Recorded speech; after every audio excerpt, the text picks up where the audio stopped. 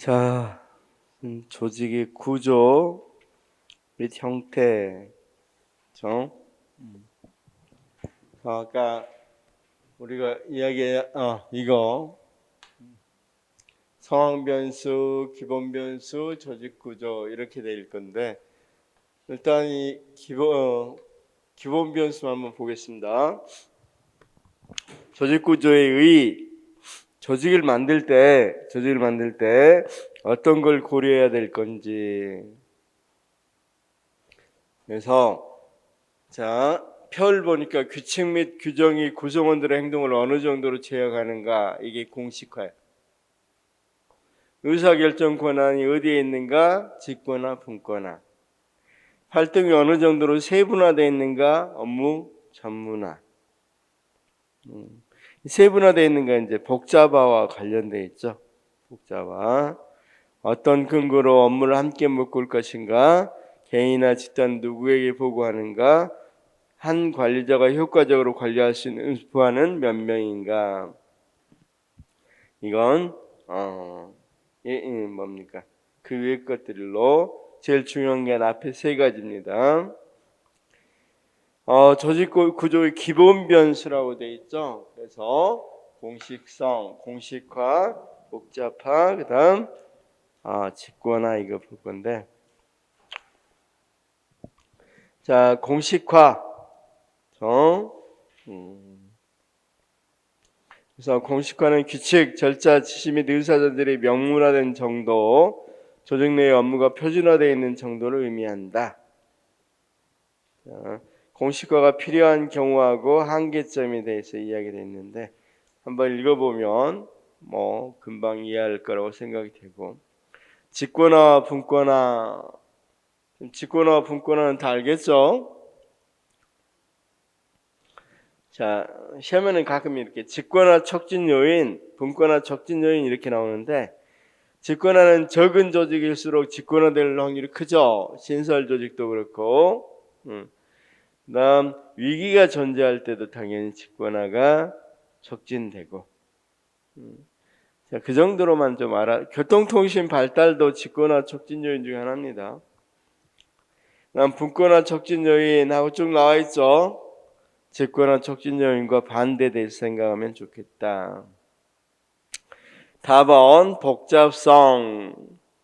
조직의 분화 정도를 의미하고, 분화란 조직 목표의 달성을 위해서 구성원과 자원을 과업이 할당하고 업무 권한을 세분화하는 과정을 말한다. 횡적 분화 정도를 수평적 분화, 조직의 계층화 정도를 수직적 분화라고 한다. 여기 반가로 2번 보니까 수평적 분화는 주로 분업과 관련돼 있죠. 분업과 전문화와 관련돼 있고, 수직적 분화는 밑에 보면 명령 계통과 통솔 범위, 그렇죠? 그러면서 권한의 유임과 관련돼 있습니다. 권한의 유임과도 관련돼 있습니다.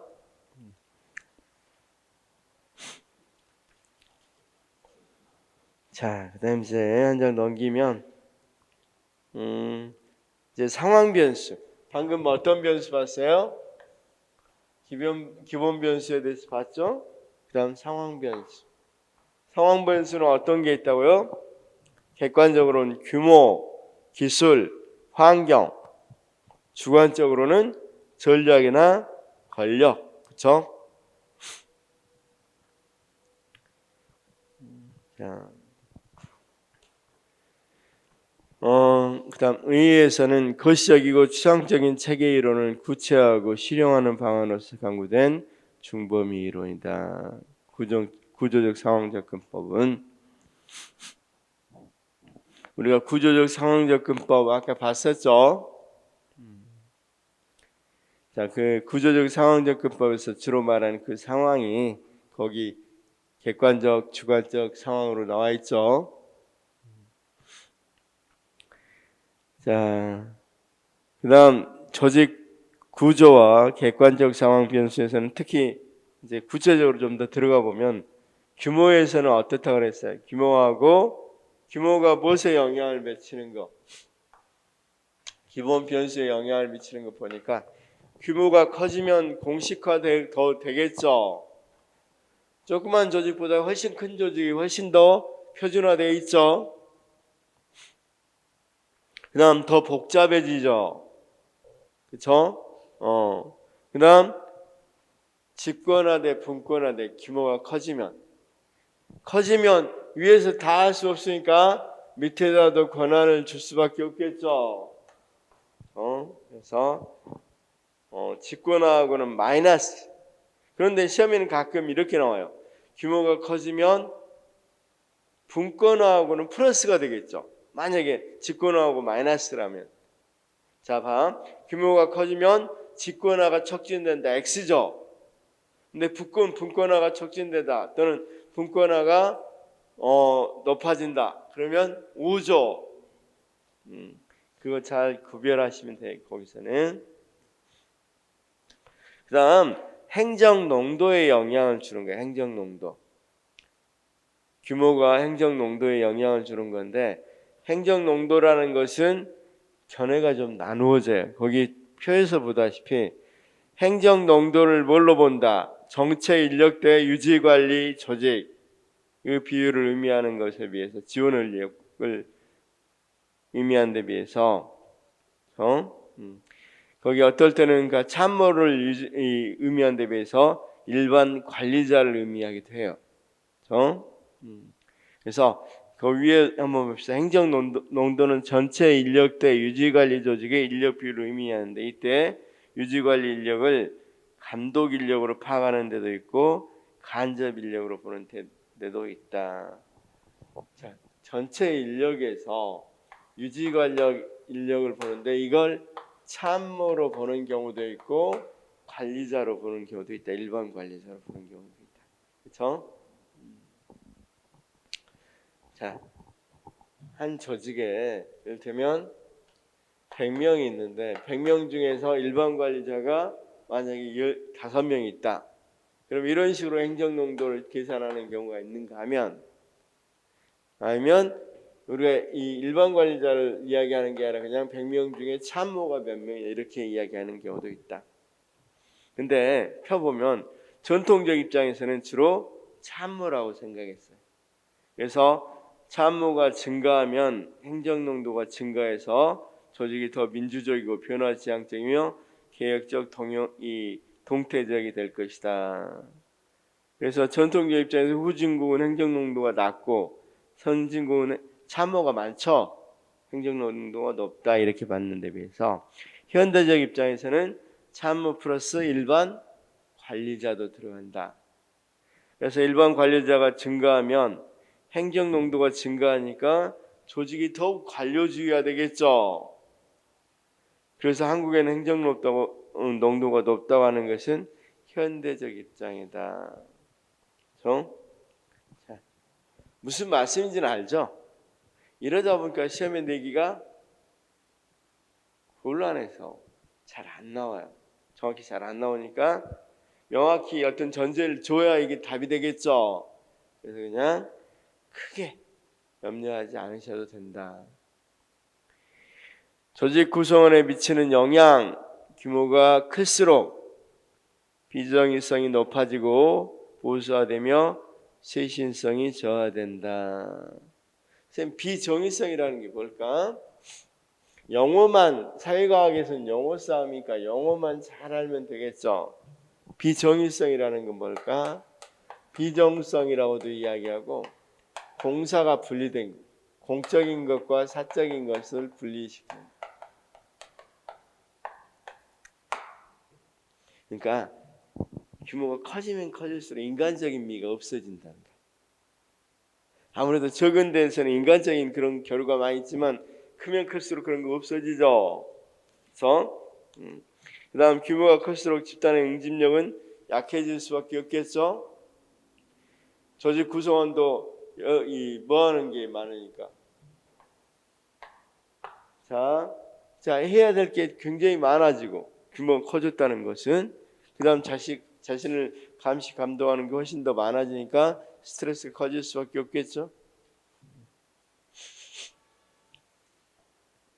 이제 조직 변수로서 기술을 볼 거예요. 기술. 방금 규모 봤죠? 이제 한 장 넘기면 기술을 볼 겁니다.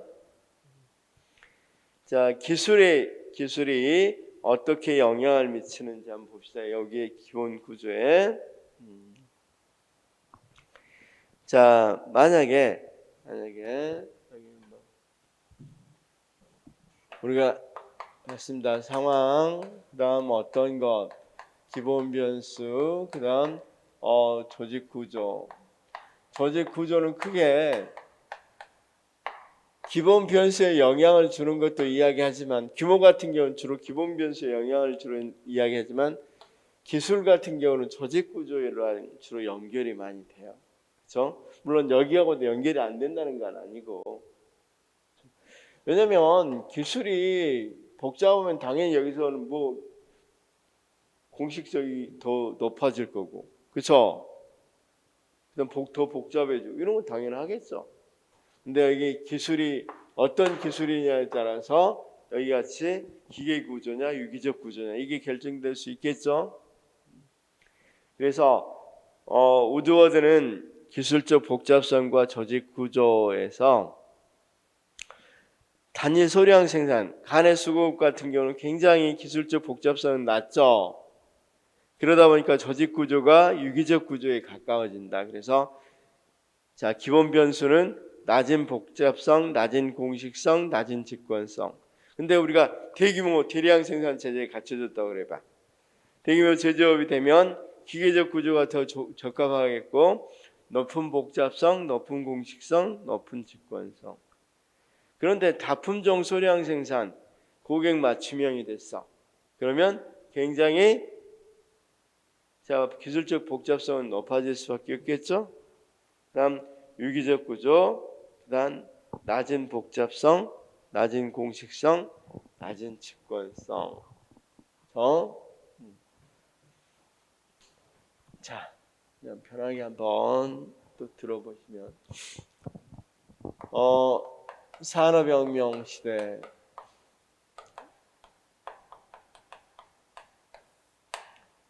우리가 산업화 시대는 수요자 중심이라 그래, 공급자 중심이라 그래.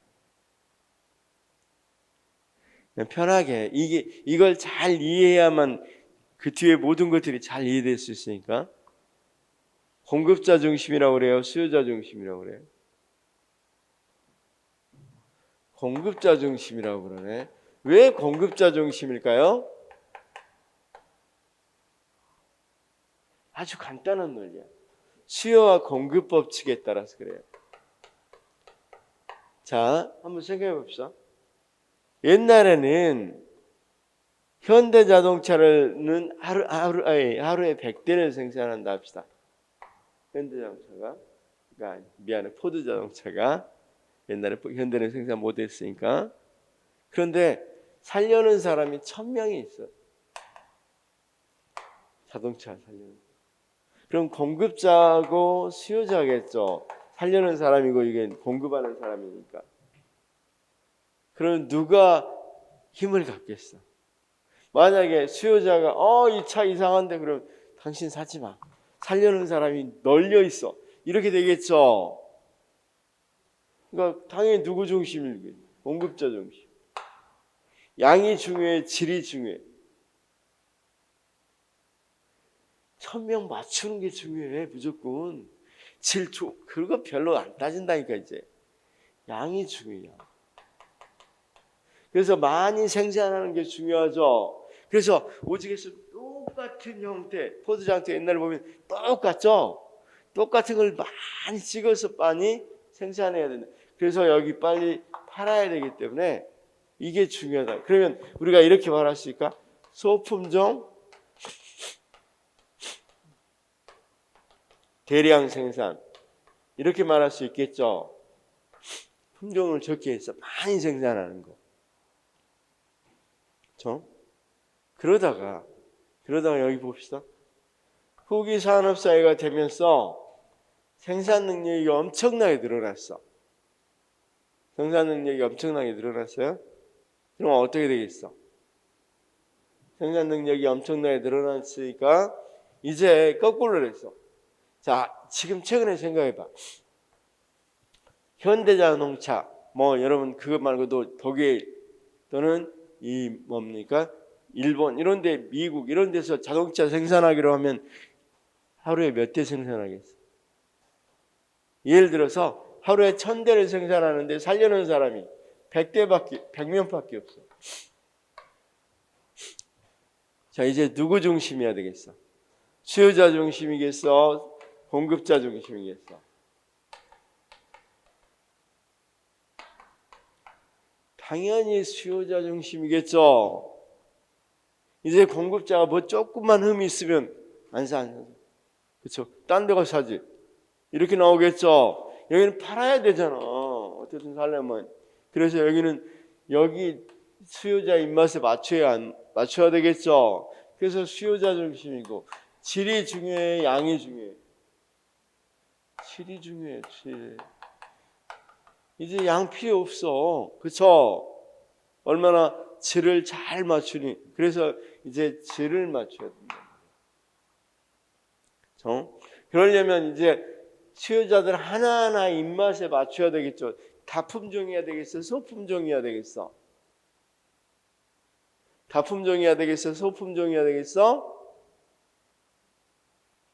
에이, 자, 지금 만약에 우리 쌤이 옷을 하나 딱 사 입었어. 근데 앞에 딱 사 입고 나왔는데 앞 사람이 똑같은 옷을 입고 가. 그럼 어때? 바로 들어가 바꿔주라고 그러죠. 왜 그래? 기분 나쁘잖아. 똑같은 옷 별로 안 좋죠. 나만의 개성을 표현하고 싶은 거잖아. 그래서 대수 쓰면 뭐 한다? 입맛에 맞추려고 하다 보니까 대량으로 찍어낼 게 아니라 그 입맛에 맞는 소품종, 아니 다품종 소량 생산한단 말이야. 요즘 많은 품종 생산 안 해요. 소량 생산한단 말이야.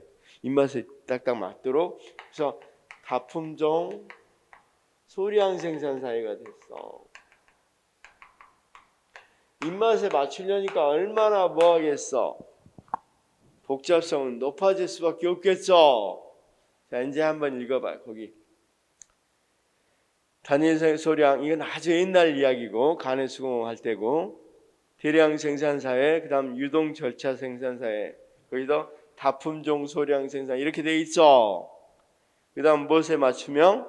고객 맞추명. 무슨 말인지 이제 알겠죠?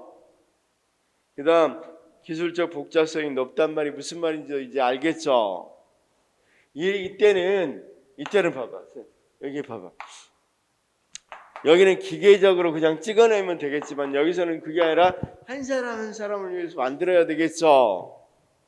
그러다 보니까 구조 자체가 기계적 구조보다는 유기적 구조가 훨씬 더 잘 되겠죠. 대신에 옛날같이 간의 수공업같이 그냥 아주 단순한 것이 아니라 굉장히 복잡해지긴 하겠죠. 자, 무슨 말씀인지만 여기 잘 이해하시면 나머지는 크게 어렵지 않으니까. 그다음 톰슨, 기술과 상호전성, 중개적 기술, 길게 연결된 기술, 집약적 기술. 중개적 기술은 은행이라든가 보험회사 같이 직업 속에서 결혼 중개업 이런 것들, 길게 연결된 기술은 그것보다는 조금 더 발전된 형태, 복잡한 형태. 그다음 집약적 기술, 이건 거기에 있는 것처럼 인간의 의학적인 치료라든가 뭐 이런 것들을 보면, 거기 보면 당연히 톰슨 이야기 보면, 톰슨에 보면 중개적 기술은 어떤 거하고 가깝겠어? 위에 기계구조, 유기적 구조하고 연결시킨다면, 기계적 구조와 유기적 구조와 연결시킨다면, 자, 중개적 기술은 기계적 구조와 어울리겠죠. 단순하기 때문에. 그 다음 집약적 기술은 어떤 거하고 어울리겠어? 집약적이니까 유기적 구조하고 연결되겠죠.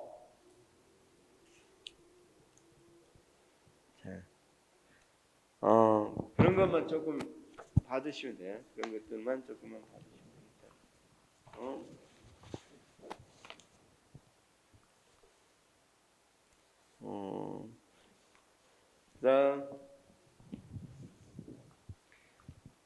거기 나와 있네. 페로우의 기술 분류의 구조에서 자 보니까 중개적 기술, 그다음 길게 연결된 기술, 그다음 집약적 기술 이렇게 돼 있죠.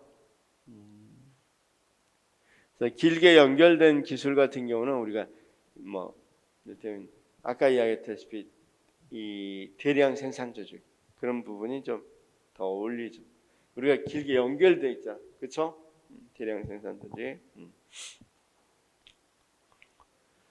그래서 거기 보니까 구조, 중개적 기술은 집단적이고 길게 연결된 기술은 순차적이고 집약적 기술은 교우적이다. 이 말은 상호작용적이다 이 말입니다.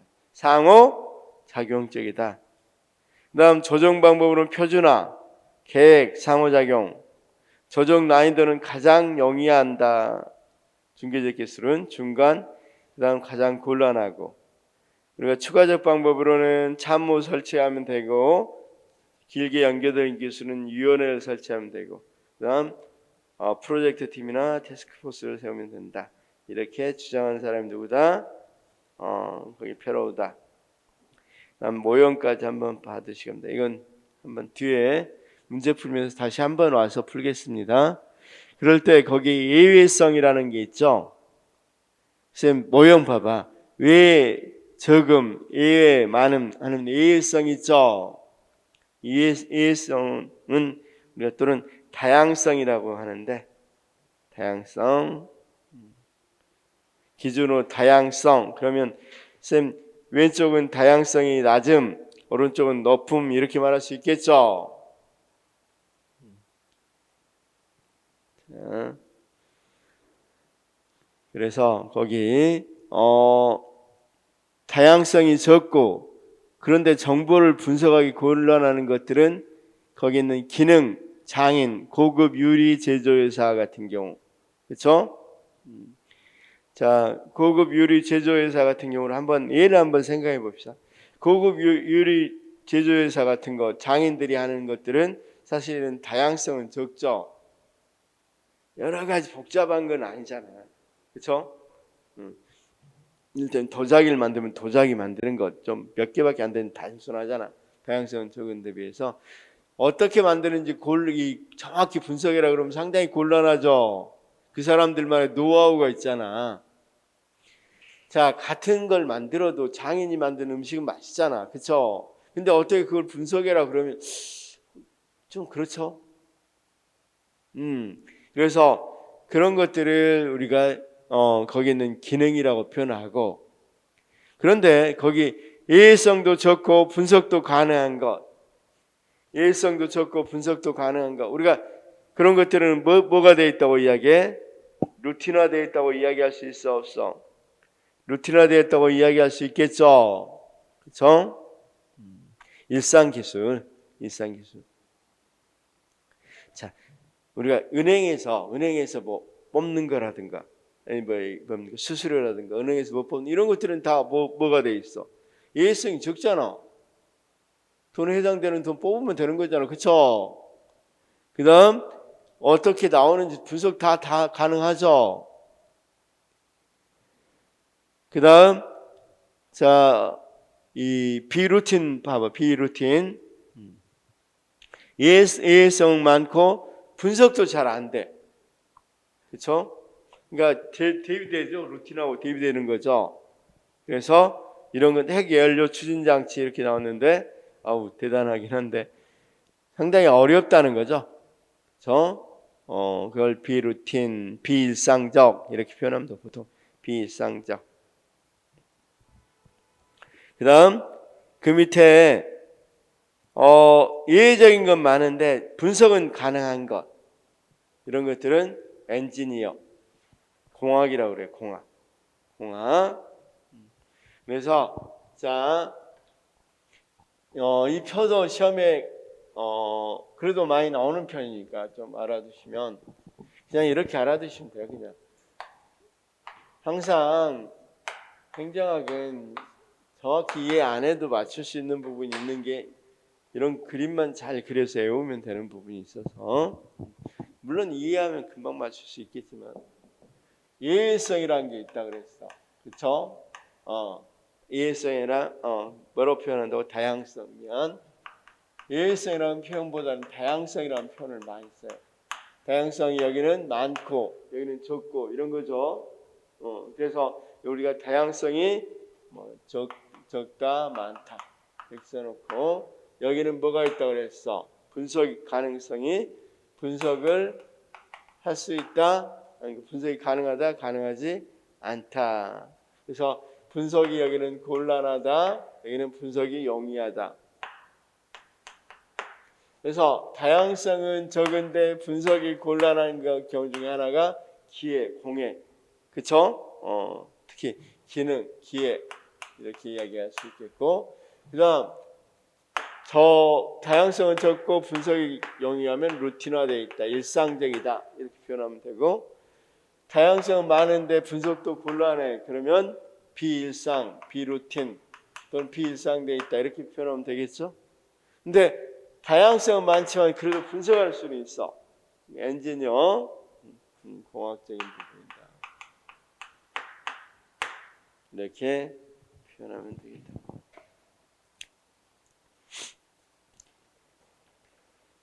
자, 그 다음 쌤 거기 이제 어떤 것 봤어? 방금 제일 앞에서 규모 봤고 기술 봤고 이제 환경을 볼 차례겠죠? 환경 봅시다. 환경은 특히 두 가지로 나눠져. 저 일반 환경과 특정 업무 환경이 나눠지는데 거기다 밑줄 하나만 칩시다. 특정 업무 환경은 나 환경에 의해서 특정 업무 환경에서는 환경 제공자, 고객, 경쟁자, 통제 집단 이런 걸 뭐라고 그런다? 특정 업무 환경이라고 그래. 자원 제공자, 고객, 경쟁자, 통제 집단. 일반적인 환경으로 날 때는 네 가지로 분류해 놨죠. 무슨 환경? 평온하고 무작위적인 환경이 있다.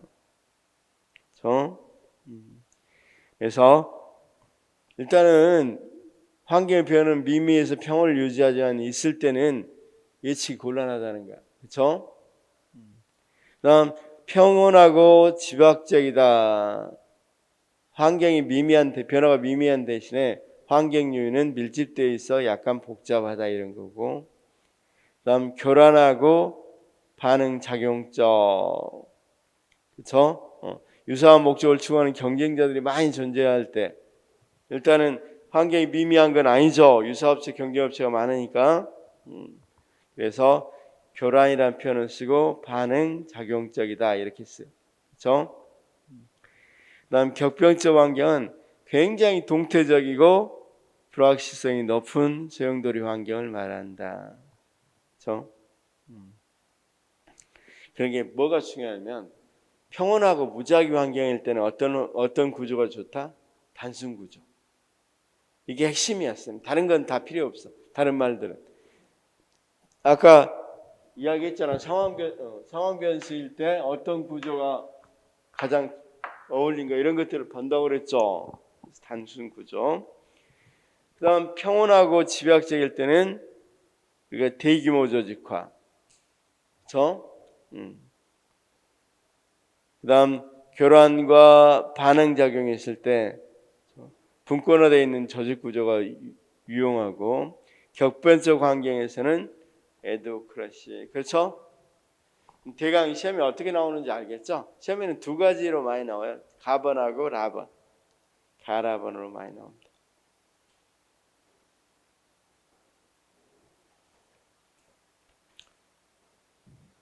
자, 그다음 자 봅시다. 이제 환경까지 봤으면 주관적인 변수로 뭘 보면 되겠어? 전략 그거 본다고 그랬죠? 그래서 35페이지 그림 밑에 답번이 조직 구조의 주관적 상황 변수로 전략을 보려고 한다. 전략. 그래서 의의가 있고 거기 저비용 전략과 차별화 전략 있다면 저비용 전략과 차별화 전략.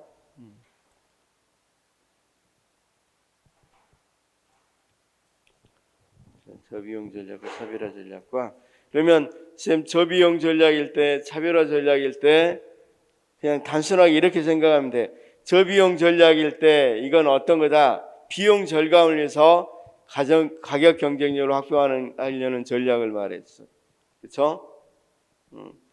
치킨 우리 치킨 전쟁이 있을 때 우리 가게 치킨 값을 내려서 이렇게 전략을 짜는 거 그런 걸 저비용 전략이라고 그래.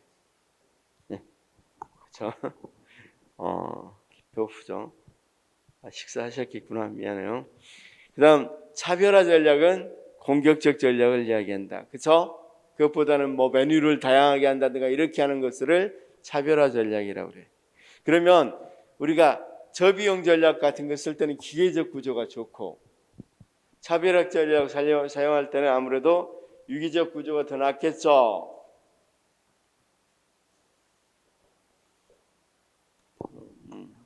그런 이야기들이 이야기되고 있습니다. 그렇죠? 그다음 거기 있는 거 구조 형성 관련된 고전적 원리로서 쌤 분업의 원리, 계층제의 원리, 명령 통일의 원리, 통솔 범위의 원리 이런 것들은 다 알죠? 조정의 원리, 기본적인 고전적 원리들입니다. 고전적 원리. 쉽게 말해서 자 분업의 원리는 어떻게 한다? 됐으면 업무를 뭐 시켜주라? 분업화 시켜주라. 이런 게 분업화 원리죠. 옛날에는. 그렇죠? 그 다음 계층제의 원리는 주로 어떤 것을 만들어라?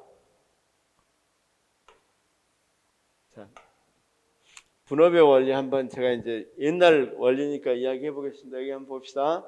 옛날 원리니까 아까 산업사회 시대를 이야기한단 말이야. 산업사회 시대는 자 소품종 대량 생산 사회라고 그랬죠. 공급자 중심이라고 그랬죠. 그러면 많은 양을 생산해야 되죠. 그럼 한번 제가 조직을 만들 때 생각해 보겠습니다. 이것에 맞는 조직을 한번 생각해 볼게요. 그러니까 그래서 고전적인 지금 현대적인 건 바꿔졌겠죠. 그럼 고전적인 걸 먼저 보자고 합시다. 그러면 일단은 한 사람이 많은 만든 것을 만드는 게 빨리 만들겠어? 아니 한 사람이 필요한 것들 이를테면 바퀴만 갈아 끼고 다른 사람 차치하고 이렇게 나누는 것이 훨씬 더 많이 생산할 수 있겠어. 분업을 해야 많이 생산할 수 있겠죠. 그렇죠? 두 번째는 그래서 분업의 원리가 나온 거야. 두 번째는 이 사람들이 생산할 수 있을 때 될 수 있으면 뭐 해야? 감독을 해야만 잘 생산할 수 있겠죠. 그러면 감독을 어떻게 해야 되겠어? 여러 군데 이 사람들 또 감독이 많이 있을수록 잘 이루어질 수 있다고 생각하겠죠. 그래서 될 수 있으면 계층이 촘촘하게 잘 갖춰졌으면 좋겠다는 원리가 나오겠죠. 자, 다시 한번 생각해 봐. 원리라는 건 뭐라 그랬어? 무엇의 원리는 이 원리를 잘 지키면 앞에 것이 올라간다. 잘 된다. 봐봐. 행정의 원리 그러면 이 원리를 잘 지키면 행정이 잘 된다. 이런 거죠. 자, 지방자치의 원리 그러면 이 원리를 잘 지키면 지방자치가 잘 된다. 이 말이 원리라는 의미예요. 그러면 원리라는 의미니까 이 원리들을 잘 지키면 이 소품종 대량 생산 사회에서 잘 제품들을 많이 생산할 수 있다는 의미예요.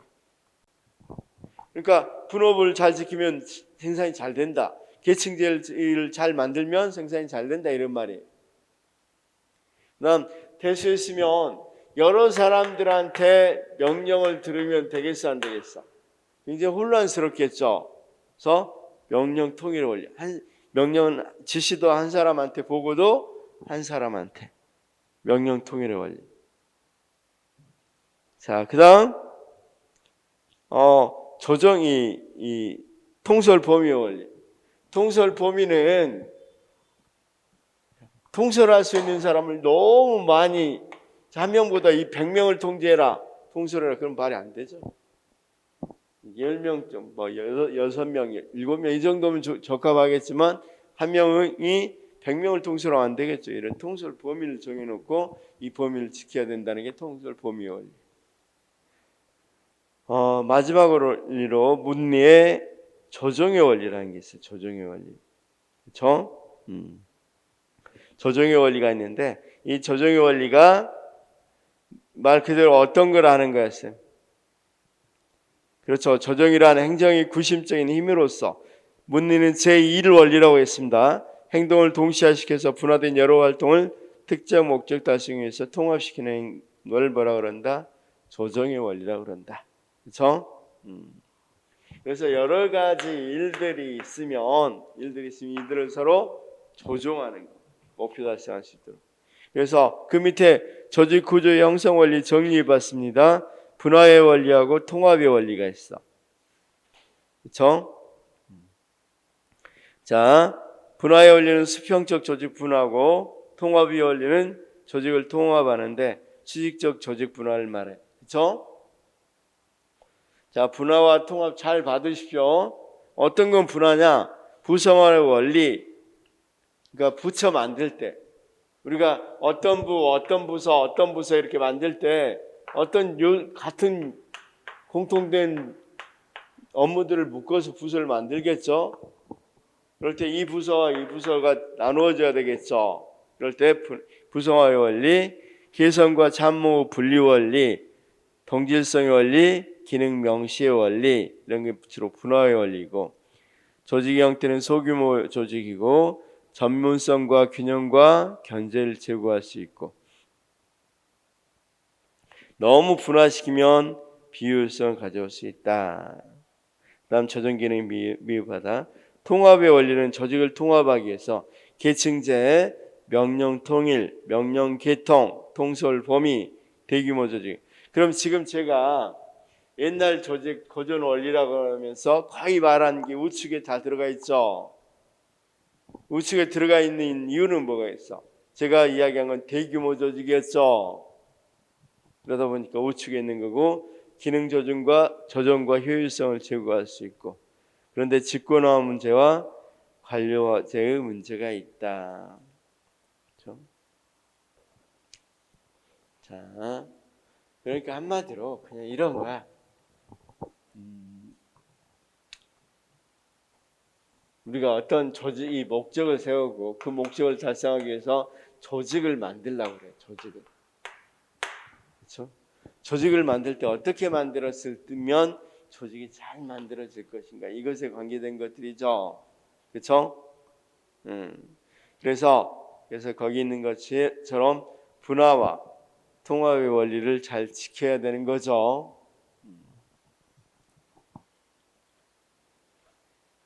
자, 그럼 이제 문제를 간단히 풀면, 조직 구조에서 일반적으로 단순하고 반복된 직무일수록 조직의 규모가 클수록, 그리고 안정적인 조직 환경일수록 공식화가 높아진다. 그러겠죠? 그러니까 공식화라는 건 표준화라고 생각해. 선생님, 단순하고 반복적일수록 표준화시키기 쉽죠. 복잡한 업무 표준화 못 시키잖아. 그리고 규모가 클수록 표준화시켜야 좋죠. 그러니까 안정적인 조직일수록 그러니까 공식화가 표준화라고 생각하고 문제를 풀면 됩니다. 이거 맞죠? 조직구조 구성요소 중 직권화란 조직 내에 존재하는 활동이 분화되어 있는, 직권화는 권한의 집중의 정도지 분화되어 있는 정도가 아니라고 그랬죠.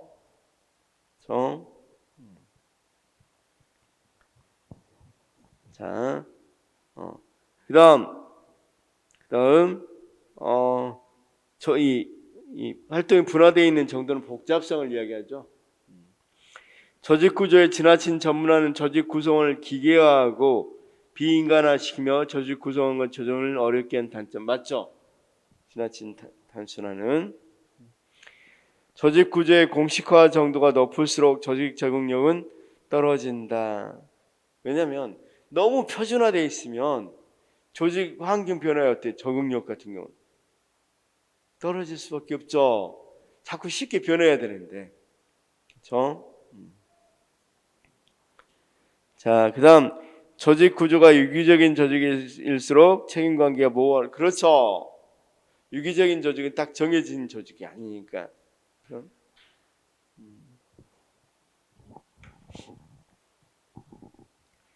자, 표준화돼 공식화돼 있다는 말은 다른 말로 딱 법규로 표준화돼 있다고 그런다 그랬죠. 그러면 환경이 꼭 이 공식화되어 있는 내용대로 일어나는 게 아니라 환경이 다르게 일어날 수도 있겠죠. 그럴 땐 굉장히 어중지둥될 수도 있겠죠. 적응하기가 좀 어렵겠잖아요. 이걸로.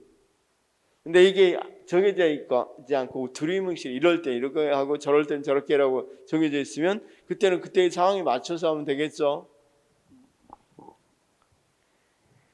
자, 6번은 직권화와 분권화 형성 요인에서 조직의 규모가 확대되면 문제가 복잡해져 직권화의 필요성이 자, 규모가 확대되면 당연히 혼자 이걸 직권해서 다 정할 수 있고 현장 문제를 다 다룰 수 있겠어 없겠어? 없어지니까 점차 뭐 하겠어? 분권화 시켜놓겠죠.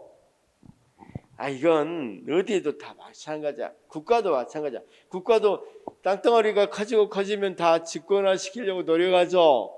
옛날에 시적 국가 시대는 무슨 분권화가 어디 있어? 분권화 시키려고.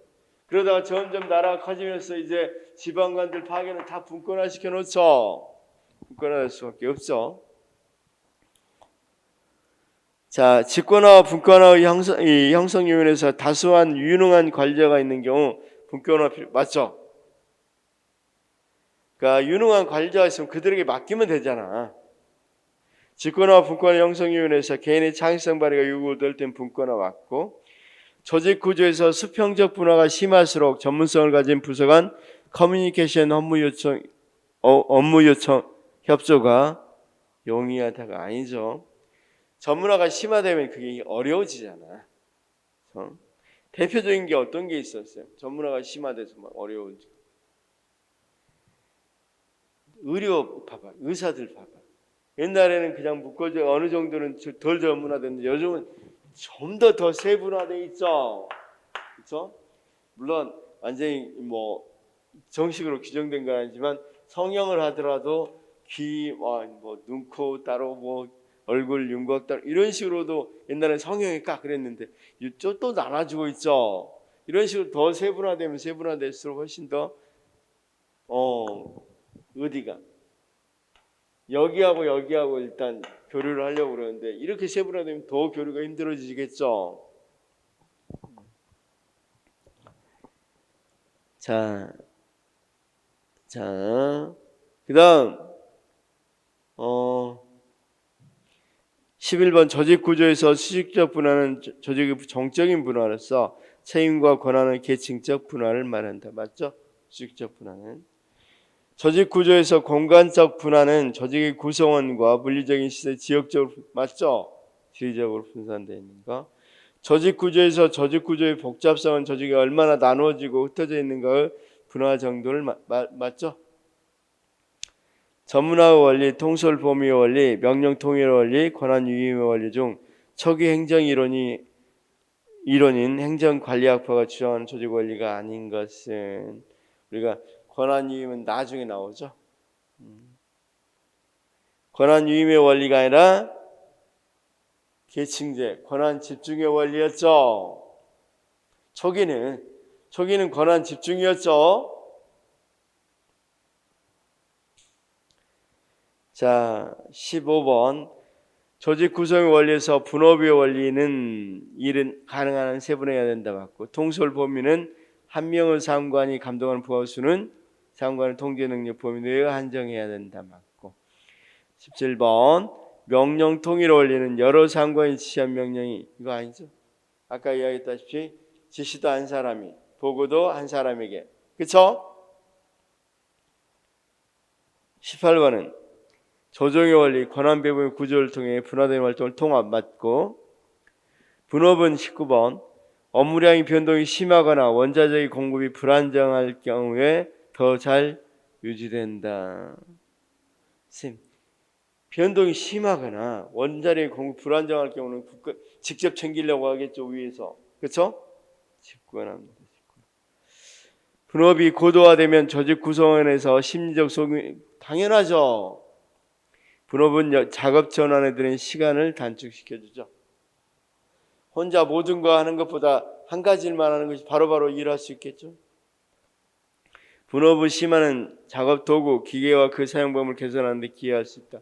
한 가지만 계속 손대다 보면 좀 더 나은 방법으로 개선할 수 있겠죠. 근lik의 조직 설계의 고전적 원리에서 전문화의 원리란 전문화가 되면 될수록 행정 능률은 올라간다는 것을 의미한다. 맞습니다. 자, 24번. 굴릭의 조직 설계의 고전적 원리에서 명령 통일의 원리는 명령을 내리고 보고를 받는 사람 한 사람 맞고. 25번. 통솔 범위 원리는 부하들을 효과적으로 통솔하기 위한 부하 수가 한정되어야 된다는 의미 맞고. 26번. 부서 편성의 원리는 조직 편성의 기준을 제시하며 그 기준은 굴릭이 목적, 성과, 자원 및 환경. 이건 조금 어려운데 굴릭은 부서 편성의 원리로서 뭘 들고 있냐면 목적, 여기는 맞아요. 그 다음 과정을 든다. 과정, 목적, 과정, 고객, 그 다음 대상, 지역, 이런 것들을 들고 있죠. 이런 문제는 꼭 하나 정도만 알아두시면 된다. 이것 정도만. 목적과 과정과 고객, 그다음 취급 대상, 그다음 장소인 지역, 이 5가지로 나누죠. 이런 문제는 좋은 문제는 아닌데. 27번. 조직의 원리 중에서 계층제의 원리는 조직 내의 권한과 책임 및 의무 정도가 상하의 계층에 따라서 달라지도록 조직을 설계하는 것. 당연하죠. 그래서 위로 올라가면 올라갈수록 어때요? 책임 정도는 높아져야 되겠죠. 권한도 높아지고. 통솔 범위란 한 사람이 상관 또는 감독자가 효과적으로 통솔할 수 있는 부하 또는 조직 단위 수를 말하며 감독적 능력, 업무 난이도, 돌발 사의 발생 가능성 등 다양한 요소를 고려해서 정해진다 맞고. 조직의 원리에서 분업의 원리에 따라 조직 전체의 업무를 종류와 성질별로 나누어 조직 구성원이 가급적 한 가지의 주된 업무만을 전담하게 하면 부서 간 의사소통과 조정의 필요성이 없어진다. 말이 안 되죠. 분업이 되면 될수록 의사소통과 조정은 더 필요성이 높아질 수밖에 없죠. 혹시 우리 쌤들이 이거 받아쓰지, 여기서부터는 조직론부터는 제가 밴드에다가 X로 된 건 답을 써놓겠습니다. X로 된 건 수정해 놓을 텐가, 뭐가 틀렸다는 걸 써놓을 거니까 혹시 수업 시간에 못 들으시면 밴드에 가서 참조해 보셔도 됩니다. 설명을 해드릴게요. 틀린 지문 같은 경우는 제가 설명을 실어 놓겠습니다. 이를테면 31번을 우리 쌤들이 잘 못 들었다. 그렇죠? 조직의 원리 중에서 부성화의 원리는 조정에 관한 원리에 해당한다. 사실은 분화에 관한 원리인데 조정에 관한 원리가 아니죠. 아까 보니까 분화에 관한 원리였죠. 그렇죠? 아까 분화, 통합 이런 게 있었지 조정의 원리는 없었잖아. 거기 부성의 원리는. 자, 조정 원리 있었고 그 밑에 보면 38페이지 보니까 분화와 통합의 원리 이렇게 돼 있죠. 38페이지 한번 볼까요? 38페이지. 분화와 통합의 원리 중에서 부성화의 원리는 어디에 들어가 있어? 분화의 원리에 들어가 있죠. 그러면 거기 문제에서도 31번 부성화의 원리는 조정에 관한 원리다. 이건 조정은 더더욱 아니고 분화와 통합 중에서 분화죠. 조직의 원리에서 통솔 범위를 좁게 잡으면 계층의 수가 늘어나. 그럴 수밖에 없겠죠. 조직의 원리에서 개성과 참을 구분하는 것은 분업한 형태로 또는 분화의 원리로 볼 수 있겠죠. 자, 조직의 원리에서 매트리스 조직은 명령 통일 원리를 위반하는 것이다. 나중에 보겠죠. 매트리스 조직은 어떤 거야? 기능 조직하고 사업 조직을 결합해 버리죠. 그러니까 명령을 내리는 사람들이 기능 조직에서 1명, 산업 조직에서 1명, 2명이 돼 버리죠. 그래서 원리 위배됩니다. 조금 이따 보도록 하겠고. 35번은 조정의 원리에서 수직적 연결은 상위 계층 간의 관리자가 하위 계층 관리자를 통제하고 하위 계층 간 활동을 조정하는 것을 목적 맞고. 36번 수직적 연결 방법으로는 임시적으로 조직 내의 인적 물적 자원을 결합하는 프로젝트 팀의 설치 등이 있다. 조정의 원리에서 수직적 연결 방법으로 임시적으로는 조직 내의 프로젝트, 이건 수평적 연결 방법인데 이 부분은 조금 뒤쪽에 나와 있습니다. 48페이지 펴볼까요? 48페이지.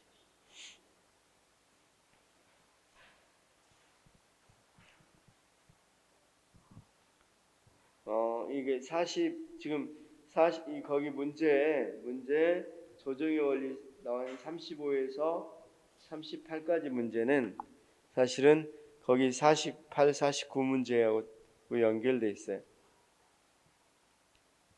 자, 거기 수직적 조절 연결 기제, 조정 기제로는 계층제, 규칙과 계획, 계층 지구의 추가, 수직 정보 시스템 이런 것들이 필요하다는 거죠. 자, 수평적으로 한번 가보겠습니다. 수평적으로 뭐 할 때는 연결하려고 할 때는 조정하려고 할 때는 제일 밑에는 낮을 때는 정보 시스템 직접 접촉해서 할 수도 있고 임시 작업단을 만들 수도 있고 사업 관리자를 할 수도 있고 사업 팀을 만들어서 할 수도 있다 이 말이에요. 그렇죠? 자, 다시요. 이게 무슨 말이냐면 선생님, 우리가 조직을 만들 때 이렇게 수직적으로 조금 만들어야 되겠어. 만들 때, 자, 수직적인 조정 통제 시스템이 필요성이 별로 크게 높지 않아. 수직적으로 왔다 갔다 할 필요가 별로 없어. 그럴 때는 제일 낮을 때는 필요성이 낮으면 계층제. 그다음 그보다는 필요성이 높으면 규칙과 계획. 그다음 계층지기를 추가한다든가 수직 정보 시스템을 가동한다든가 이렇게 해서 필요성을 필요에 따라서 이렇게 만들어라. 그렇죠? 연결 기제를 넣어서. 그다음 만약에 수평적 이렇게 나눌 때 일을 이렇게 나눌 때 수평적 이 통제 필요성이 낮을 때는 정보 시스템을 사용하고 그다음 가장 낮을 때는 그다음은 직접 접촉, 임시 작업단, 사업 관리자, 사업팀, 아예 팀을 만들어서 해버려라. 그렇죠? 자, 우리가 어떤 사업을 하려고 하는데 새로운 게 등장했어. 새로운 것을 해야 돼. 이건 수평적인 거지. 위에 감독 그런 체제가 아니고. 그럴 때 어떻게 할 수 있겠어? 그냥 정보 시스템을 가지고 여러 연결해 가면서 문제를 해결할 수도 있는 거고. 아예 팀을 하나 프로젝트 팀 같은 경우는 팀을 만들어서 할 수도 있겠죠. 그 업무를 할 수 있도록. 그래서 그런 것들이 이를테면 자, 하다 보면 우리가 이런 거 있잖아. 많은 거에서 지금 업무를 쭉 하고 있는데 공무원 채용 문제가 조금 문제가 생겼어. 그러면 공무원 채용 문제는 뭐 계층적 문제를 해결할 게 아니라 뭐 어떤 문제를 해결해야 되겠어? 업무가 하나 수평적으로 수평적인 업무와 관련돼 있겠죠. 공무원 이제 임용 문제가 좀 문제가 생겨서 그렇죠? 시험문이 조금 부정이 많고 좀 시험이 잘 우수한 공무원을 못 뽑는다 그러면 우리가 그럴 때 보통 뭘 구성해? 국가에서 시험에 대한 태스크포스 같은 거 구성해서 해결하려고 하죠. 그렇죠? 이런 것들. 그러면 여기 한번 보면 거기 문제를 보면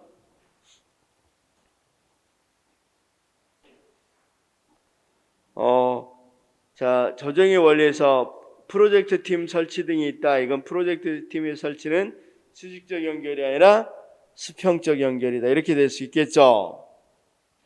그 다음 조정의 원리에서 수평적 연결은 동일한 계층의 부서 간 조정과 의사소통을 목적으로 한다. 수평적이니까 맞죠? 자, 조정의 원리에서 수평적 연결 방법으로는 다수 부서 간 긴밀한 연결 조정을 위한 태스크포스 설치 등 맞죠?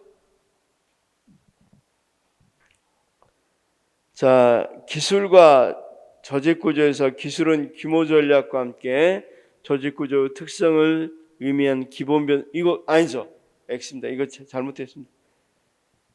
지금 39, 40, 41, 42가 잘못되어 있습니다.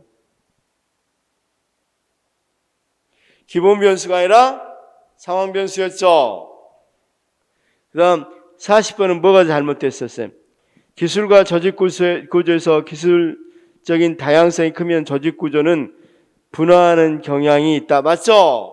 아까 분화하는 경향이 있다. 이건 맞고 기술과 조직구조에서 우드워드의 기술 유형에 따르면 집약적 기술을 사용하는 조직은 자, 쌤이 사람 수술하는데 표준화 사용할 수 있겠어? 없겠어? 사람을 수술하는 그런 기술하는데 표준화 사용할 수는 없겠죠. 그때 완전히 집약적 기술은 의학 기술 같이 그런 기술이니까 사람에 따라 그때 다 다르죠. 그런데 뭘 표준화? 이 사람 뭐든지 3cm 찢어라 이러면 안 되겠죠. 그래서 거기 있는 것처럼 표준화가 중요하다가 X고 우리가 표준화 사용하는 것은 어떨 때 사용한다 그랬어? 일반 단순 기술일 때 사용한다 그랬죠.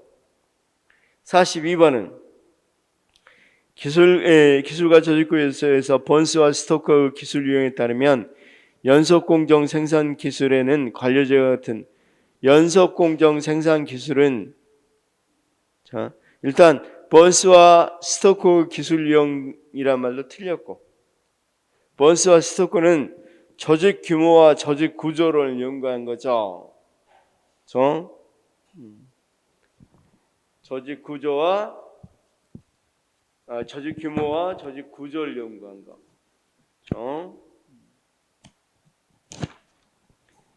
그다음 거기 있는 거 한번 봅시다.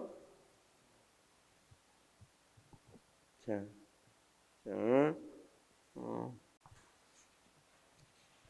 조직 규모와 조직 구조를 연구한 거라고 이야기되어 있고.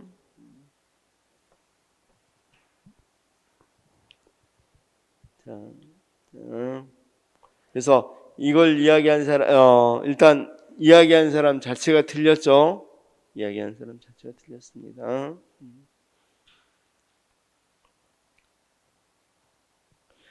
그다음 연속 공정에는 기술 구조 사용하는 것이 좋겠죠. 연속 공정 생산 기술은 43번은 조직 구조와 상황 요인에서 비일상적인 기술 경우 공식화가 높아질 것이다. 말이 안 된다고 그랬죠. 비일상적인데 공식화 그러면 표준화라고 생각했죠. 표준화가 높아질 수가 없죠. 조직 구조의 상황 요인에서 조직 규모가 커짐에 따라 공식화가 높아질 것이다. 규모가 커지면 그렇다고 그랬죠. 조직 구조의 상황 요인에서 환경의 불확실성이 높을수록 선생님 집권하면 안 되겠죠. 불확실성이 높은데. 자, 조직 구조의 상황 요인에서 비일상적인 기술일수록 집권화가 낮아지. 그러니까 쉽게 말해서 집권화가 낮아지니까 분권화 될 것이다. 맞죠? 조직 구조의 상황 요인에서 환경의 불확실성이 높을수록 공식화가 그렇죠. 표준화시킬 수가 없겠죠. 조직 상황 요인과 조직 간 관계에서 조직의 방어적 전략을 추구할수록 공식화와 분권화가 모두 높은. 자, 우리가 방어적 전략을 사용할 때는 기계적 조직이라고 그랬죠. 기계적 조직이 유용하고 기계적 조직은 공식화와 분권화가 다 낮죠.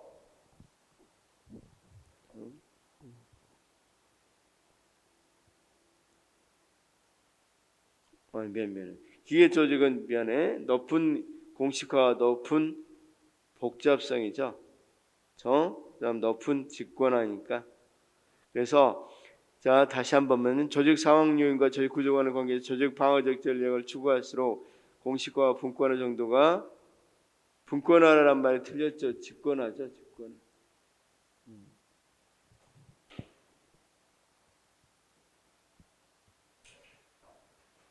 자, 쌤 다시요. 기계 구조는 높은 직권, 높은 공식화, 표준화돼 있고, 그렇죠? 그다음 뭡니까? 그다음 또 하나 직권, 그다음 복잡성.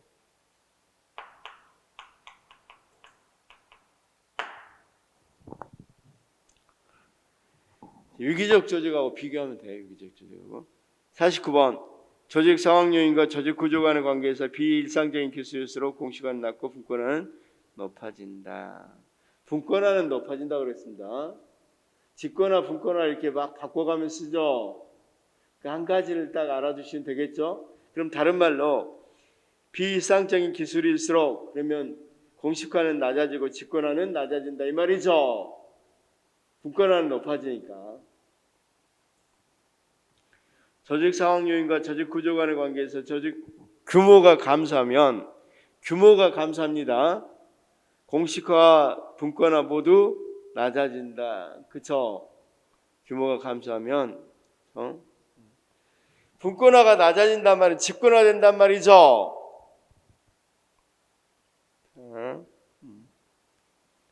그래서 이것도 잘 헷갈리니까 잘 정리해 두셔야 돼. 조직 상황 요인과 조직 구조 간의 관계에서 규모가 증가할수록 비일상적인 기술일수록 조직의 복잡성은 높아지고 직권성은 낮아진다.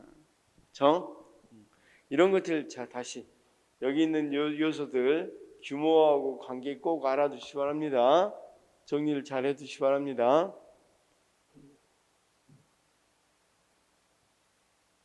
자 다시 한 번만요. 규모가 커지면 자 거기 있는 것처럼 규모가 클수록 공식화 수준은 어떻게 되겠어? 그렇지 높아진다. 좋습니다. 규모가 클수록 조직 내 구성원 응집력은 약해지겠죠. 다음 규모가 클수록 분권화하는 경향이 있다. 그쵸? 규모가 클수록 규모가 크면 또 복잡성은 높아진다 그랬죠. 그래서 쌤 지금 46번에서 54번까지 계속 규모와 관련되는 거 있죠. 이걸 잘 정리하고 두 번씩 읽어보시기 바라고. 쌤도 꼭 이거 잘 생각해야 돼. 직권화하고 분권화가 헷갈리게 나온다는 거. 자, 다시 한 번만 생각해보자. 규모가 커질수록 직권화는 낮아지고 분권화는 높아지겠죠. 공식화는 규모가 커지면 공식화는 높아지고, 그렇죠? 그다음 규모가 커지면 커질수록 어떤 거 있었지? 그다음 뭐였지? 복잡성. 더 복잡해질 수밖에 없겠죠. 그렇죠? 그다음 그다음 환경이 불확실성이 높아지면 환경이 불확실해지면 될 수 있으면 분권화돼야 되겠죠. 여기 한번 봅시다. 환경이 불확실해지면 될 수 있으면 분권화가 좋겠죠. 그다음 공식화 되겠어? 표준화 시킬 수 있겠어? 없겠어? 공식화가 낮아질 수밖에 없겠죠.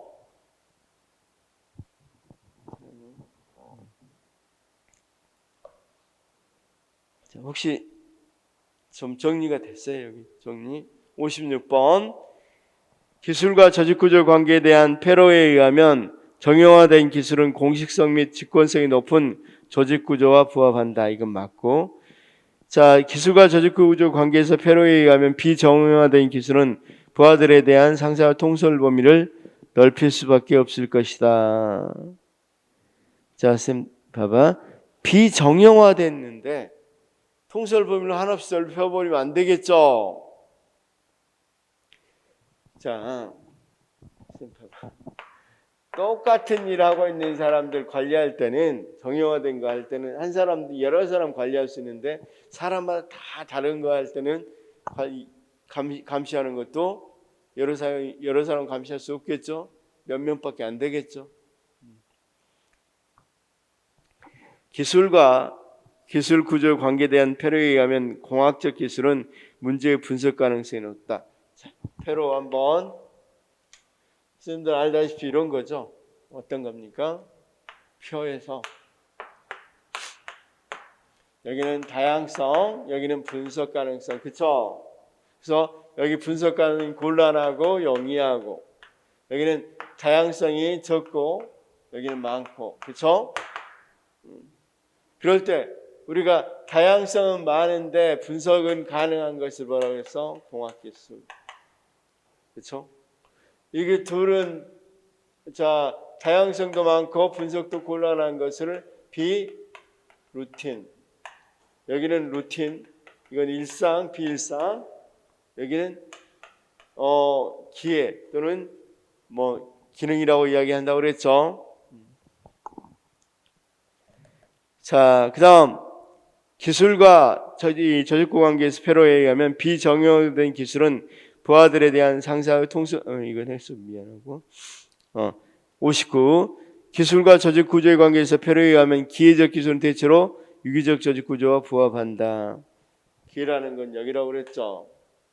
이건 유기적 조직하고 부합할 수 있겠죠. 장인 기술, 비일상적 기술, 공학적 기술, 일상적 기술 중 패러 기술 유형 중 과학의 다양성과 문제 분석 가능성이 모두 높은 경우에 해당되는 건 높고 여기도 가능. 그렇죠? 공학적 기술 맞습니다.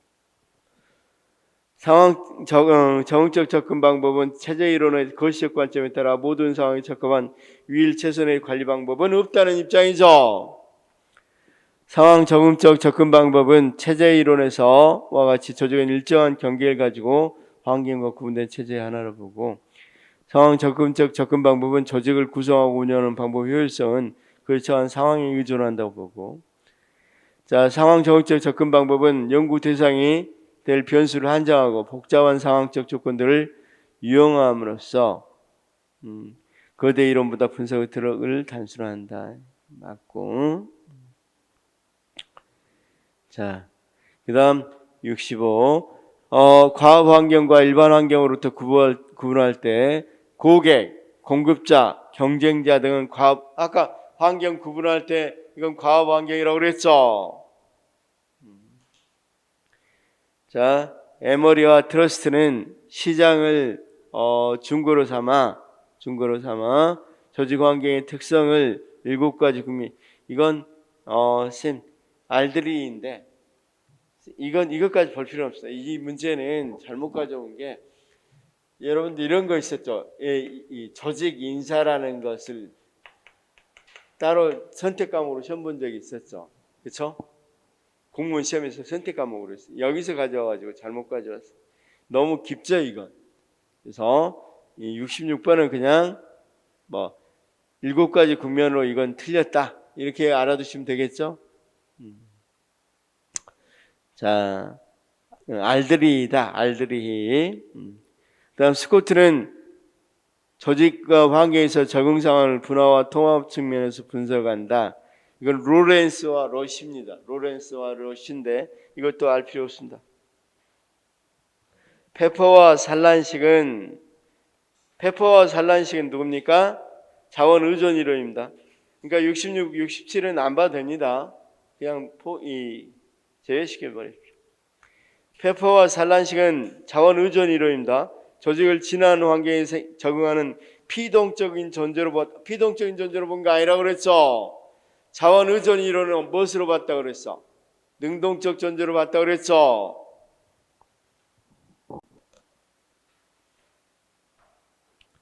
자, 범가르너와 존스는 환경정보 비비례적 처리가 조직 해결책을 단절적으로 변화한다고 봤다. 이것도 역시 그 문제라 어려운 문제라 넘어가 됩니다. 이런 건 안 나옵니다. 자, 70번. 도움수는 환경의 안정성과 동질성의 정도를 따라 조직의 환경에 대한 의존도 및 환경으로부터 제약이 달라진다고 봤다. 나왔던 이야기니까 한번 읽어보시면 되겠고. 71번은 아까 봤다시피 로렌스와 로시라고 그랬죠. 72번 가치역하는 환경의 요구에 대한 조직의 반응은 영역, 기술, 구조 등의 관련된 의사결정점에서 발생한다고 본다. 이것도 넘어가 됩니다. 그 다음 73에서 76까지는 앞에 나왔던 내용 반복이 돼서 그냥 지워야 되는데 안 지워졌습니다. 자, 그래서 이 뒤쪽 문제는 크게 신경 쓰지 말고 어떤 문제부터 신경 쓸 필요 없냐면 아까 이 66번 에머리 부분 있죠. 여기서부터는 뒤에 신경 쓰지 않아도 됩니다. 사실은 여기 안 들어가야 될 부분인데 조금 어려운 부분으로 들어갔으니까 빼버리시기 바라고. 그러니까 여기서 핵심은 이거죠. 이것 가지고 다 문제 냈죠. 그냥 상황 변수가 어떻게 되느냐, 상황 변수가 뭐냐, 그 다음 이걸 가지고 기본 변수가 어떻게 변하냐, 그 다음 이것에 맞는 조직 구조가 뭐냐, 이 세 가지 문제죠. 그냥 상황 변수가 어떤 게 있었어요? 규모, 그 다음 환경, 그 다음 기술. 사실은 전략은 주관적인 전략 문제로도 거의 안 나왔고, 그쵸? 여기 기본 변수는 뭐냐? 공식성, 그 다음 뭡니까? 직권어, 복잡성, 세 가지죠. 여기에 어떤 영향을 미치느냐? 그 다음 여기는 크게 여러 가지 조직 구조가 있겠지만 기계적이냐, 크게 대표적인 거, 유기적이냐. 뭐 이 두 가지로 이렇게 해서 봤었죠. 그러니까 그걸 여기 문제를 쭉 이렇게 냈다는 거, 낸 거하고 또는 어떤 거하고 조직을 구성하는데 원리, 조직 구성 원리가 있었다고 그랬죠. 동설 범위의 원리, 그 다음 계층제의 원리, 그 다음 명령 통일의 원리, 뭐 이런 원리들이죠. 자, 좀 쉬었다가 조직을 구조하겠습니다.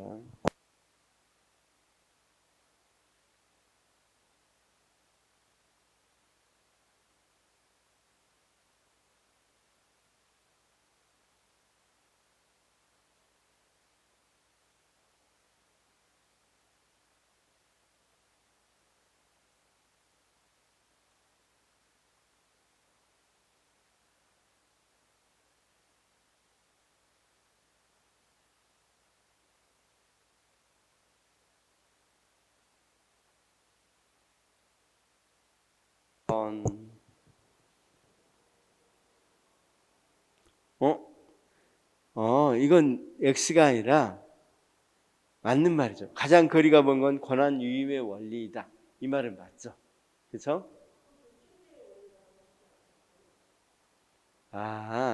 죄송합니다. 행정관리학파가 주장한 게 계층제의 원리예요. 그러니까 관리가 이 가장 먼 것은 행정관리학파가 주장하지 않는 건 권한 유임의 원리겠죠. 행정관리학파는 권한 유임의 원리를 주장하는 게 아니라 뭘 주장했다고요? 계층제의 원리. 계층제의 원리는 권한 집중의 원리거든요. 권한이 집중돼야 된다는 거잖아요. 선생님 여기 봐봐. 계층제는 권한이 이쪽이 올라가면 올라갈수록 집중돼야 된다는 원리잖아. 그러니까 쉽게 해서 다른 말로 하면 선생님 이렇게 바꿀 수 있겠죠? 그냥 행정관리학파는 권한 유임의 원리를 주장한 게 아니라 권한 집중의 원리를 주장했다. 즉 계층제의 원리를 주장했다. 따라서 권한 유임의 원리는 행정관리학파가 주장하지 않는 원리이다. 이렇게 말할 수 있겠죠? 또 없어요.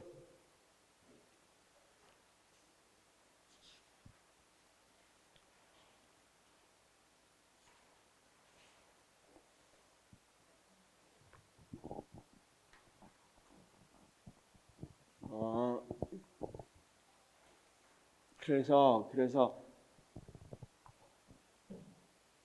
밴드에 자료 올려놓는 거하고 선생님 거기 복습하실 때